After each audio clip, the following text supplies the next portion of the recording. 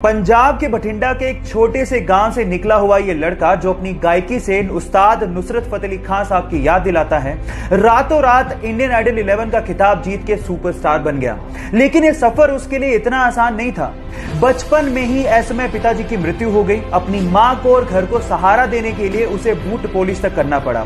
बिना तालीम के उस्ताद नुसरत फतेह अली खान साहब के गाने सुन सुनकर उसने गायकी सीखी और उसके बाद उसने इंडियन आइडल में पार्टिसिपेट किया। लेकिन ये लाइमलाइट में तब आया जब आनंद महिंद्रा ने उसके एक वीडियो को ट्विटर पे शेयर किया।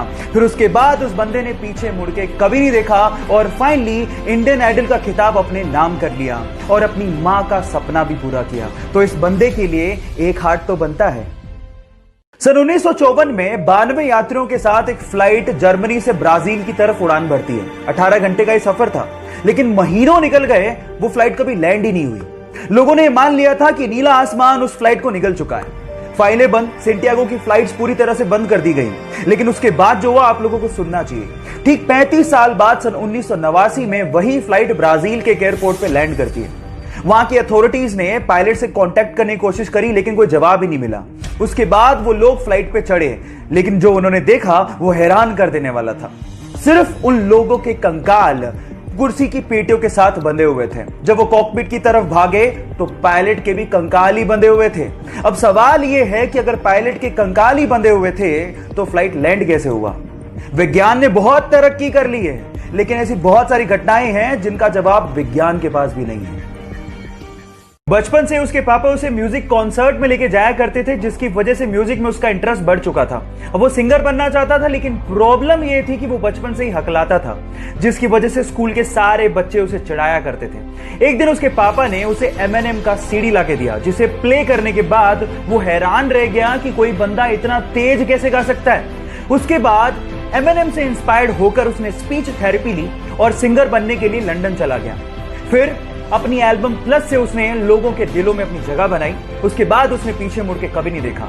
फिर उसके बाद अपनी एल्बम मल्टीप्लाई के लिए उसने 2 ग्रैमी अवार्ड जीते और अपनी एल्बम डिवाइड के शेप ऑफ यू सॉन्ग से पूरी दुनिया में छा गया। Yes guys, I am talking about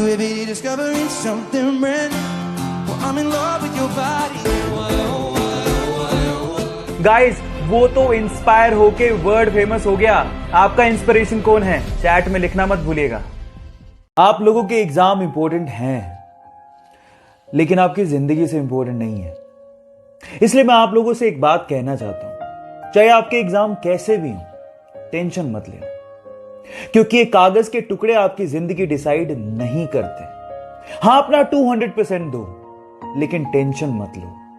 और एक बात मैं आपके पेरेंट्स से भी कहना चाहता हूं, आप लोगों ने अपने बच्चे को 90% लाओगे तो ये दूंगा, 95% लाओगे तो ये दूंगा, ये कहा होगा। सही है, गलत नहीं है, लेकिन उसे ये भी कहो कि अगर नहीं आते या तू फेल हो जाता है तो भी मैं तेरे साथ खड़ा रहूंगा। आपके बच्चे आपका गर्व हैं, उनका साथ दो, क्योंकि एक दिन वो आपका नाम जरूर रोशन करेंगे। जब वो अपनी पहली सोलो मूवी रिलीज रॉकी का इंतजार कर रहा था तो उसके 3 दिन पहले उसकी मां का देहांत हो गया। वो अपनी मां से बहुत ज्यादा प्यार करता था। इस गम को भुलाने के लिए उसने ड्रग्स का सहारा लेना शुरू कर दिया, लेकिन ड्रग की लत ने उसे मार दिया। 2 साल तक ड्रग की लत को छुड़ाने के लिए वो यूएस रहा, लेकिन उसके बाद जब उसने कमबैक किया तो खलनायक जैसी मूवी में अपनी एक्टिंग का लोहा मनवा दिया। लेकिन प्रॉब्लम्स यही खत्म नहीं हुई। 1993 के बम धमाकों में अवैध हथियार रखने के चक्कर में उसे जेल भेज दिया गया। लेकिन फिर से जब रिहा हुआ तो वास्तव जैसी मूवी में फिल्म फेयर अवार्ड जीते और उसके बाद मुन्ना भाई जैसी मूवी में राष्ट्रीय पुरस्कार तक जीते। लेकिन प्रॉब्लम्स यही खत्म नहीं हुई। 2013 में अदालत ने उसे फिर से दोषी पाया और 5 साल की कैद की सजा सुना दी। इतने उतार चढ़ाव देखने वाले हमारे संजू बाबा आज भी अपनी एक्टिंग के दम पर बॉलीवुड में अपना एक अलग मुकाम बनाए हुए हैं। तो अपने संजू बाबा के लिए एक लाइक तो बनता है। आप लोगों ने मूवीज में सुपर हीरो को तो प्लेन को लैंड कराते हुए और पैसेंजर्स की जान बचाते हुए देखा होगा, लेकिन रियल लाइफ में भी एक ऐसा इंसिडेंट हो गया जो किसी मूवी के स्टंट से कम नहीं था। यह बात है 2014 की, जब एक पैसेंजर प्लेन को लैंड करना था, लेकिन जैसे ही पायलट ने टायर्स को खोला तो आगे वाला टायर ढंग से खुला ही नहीं। अब अगर उसी सिचुएशन में वो लैंड करवाता तो पक्का कुछ ना कुछ बड़ा एक्सीडेंट होता। लेकिन इतने में होती है हमारे सुपर हीरो की एंट्री विद पिकअप। वो एक जीप लेके आता है और आगे के टायर को करवाता है लैंड अपनी जीप में और फिर प्लेन ढंग से लैंड होता है। ये घटना किसी स्टंट से कम नहीं है। बहरहाल उसने अपनी जाबाजी से बहुत से पैसेंजर्स की जान बचाई, तो इस बंदे के लिए 1 लाइक तो बनता है। नॉर्मल बैलेंसिंग करना भी बहुत मुश्किल काम है, और अगर कोई आपसे कह दे कि रस्सी पे बैलेंसिंग करनी है तो भी हमें 100 बार सोचना पड़ जाए। लेकिन वियतनाम के 2 भाई इस तरह की बैलेंसिंग करते हैं जिससे हमारे दांतों तले उंगलियां दब जाएं। ये दोनों भाई एक दूसरे के सिर के बल बैलेंसिंग करते हुए 2 वर्ल्ड रिकॉर्ड तक बना चुके हैं।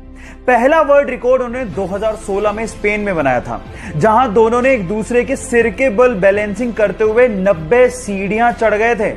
और उसके बाद तो उन्होंने हद ही कर दी। 2018 में उन्होंने एक शो के दौरान एक भाई ने आंख पे काली पट्टी बांधी और दूसरे ने सिर के बल बैलेंसिंग करते हुए सीढ़ियां चढ़े भी और वापस उतरे भी। Oh my God. इससे तो यही समझ में आता है कि अब perfect practice makes a man perfect. अगर आप किसी चीज की परफेक्ट प्रैक्टिस कर लेते हो तो कुछ भी संभव है। एक स्ट्रगलिंग एक्टर जिसके पास ना काम था ना पैसा, मजबूरी में आकर उसे अपनी बीवी के गहने बेचने पड़े। मकान मालिक ने घर से बाहर निकाल दिया, इसलिए रातें उसे बस स्टॉप पर रहकर गुजारनी पड़ी। अपनी भूख मिटाने के लिए उसे $25 में अपना फेवरेट कुत्ता तक बेचना पड़ा। लेकिन एक दिन उसने मोहम्मद अली का मैच देखा। उससे इंस्पायर होकर 20 घंटे लगातार बैठ के उसने स्क्रिप्ट लिखी और स्क्रिप्ट को लेकर एक प्रोड्यूसर के पास गया। उस प्रोड्यूसर को स्क्रिप्ट इतनी पसंद आई कि वो उसके लिए $1,25,000 देने को तैयार था। लेकिन इस बंदे ने शर्त रख दी कि इस मूवी में लीड रोल वही करेगा, जो कि प्रोड्यूसर को नागवार था। उस प्रोड्यूसर ने उसे कहा कि मैं तुम्हें $2.5 लाख देने को तैयार हूं स्क्रिप्ट के लिए, लेकिन वो बंदा टस से मस नहीं हुआ। फाइनली उसे हीरो बनाया गया उस मूवी में और मूवी को रिलीज किया गया। उस मूवी का नाम था रॉकी, जो कि सुपर हिट साबित हुई। बंदे का नाम है सिल्वेस्टर स्टेलोन। जिस बंदे को $25 के लिए अपना कुत्ता बेचना पड़ गया था, आज वो $500 मिलियन का मालिक है ना इंस्पायरिंग बात। पिकासो के एक पेंटिंग एग्जीबिशन में एक महिला पिकासो के पास आकर एक पेपर और पेन देकर कहती है कि पिकासो मैं आपकी बहुत बड़ी फैन हूं, क्या आप मेरे लिए कुछ ड्रॉ करेंगे। पिकासो ने 30 सेकंड लगा के एक बहुत ही वंडरफुल सी पेंटिंग ड्रॉ करके उसको दी। उसके बाद वो थैंक यू कह के वहां से जब जाने लगी तो पिकासो ने पीछे से आवाज लगाते हुए कहा कि एक्सक्यूज मी लेडी, इस पेंटिंग की कीमत $1 मिलियन है और आपको पे करनी पड़ेगी। तो उस महिला ने जवाब दिया कि क्या बात कर रहे हो पिकासो, आपने सिर्फ 30 सेकंड लिए और आप $1 मिलियन मांग रहे हो। तो पिकासो ने कहा कि इस पेंटिंग को 30 सेकंड में बनाने में मुझे 30 साल की मेहनत लगी है।